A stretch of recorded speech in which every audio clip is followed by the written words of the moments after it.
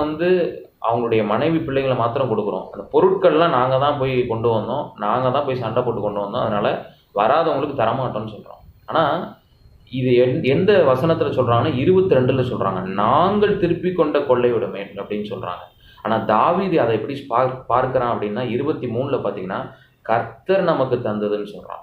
அவங்க நாங்க கொண்டு வந்தோம்னு சொல்றாங்க. ஆனா தாவீது தான் போய் யுத்தம் பண்ணான். தாவீது எப்படி சொல்றான்னா கர்த்தர் நமக்கு தந்தது. நம்ம கொண்டு வந்தோம்னு இல்லை, ஆண்டவர் செஞ்சாரு. அநேக நேரத்துல நான் தான் பண்ணேன், நான் தான் செஞ்சேன்ற காரியம் பகிர்ந்து கொடுக்குற தன்மையை நம்மளிடத்துல இருந்து எடுத்து போடும். மற்றவங்களுக்கு பிரிச்சு கொடுக்கணும் அப்படின்ற ஒரு எண்ணம் நம்மகிட்ட இருக்காது. ஆனா கர்த்தர் நமக்கு கொடுத்தார் அப்படின்னு சொல்லி ஒரு எண்ணம் நமக்குள்ள இருந்தது அப்படின்னா நம்மளால பிரித்து கொடுக்க முடியும். இப்போ தாவீது இந்த இடத்துல ஒரு நல்ல ஒரு காரியத்தை சொல்றான். இல்லை வராதவங்களுக்கும் அதே பங்கு பிரிக்கப்படணும் அப்படின்னு சொல்லி அது ஒரு சட்டமாகவே இதுவரைக்கும் அது இருந்து வருகிறது என்று சொல்லப்படுகிறது 25வது வசனத்துல.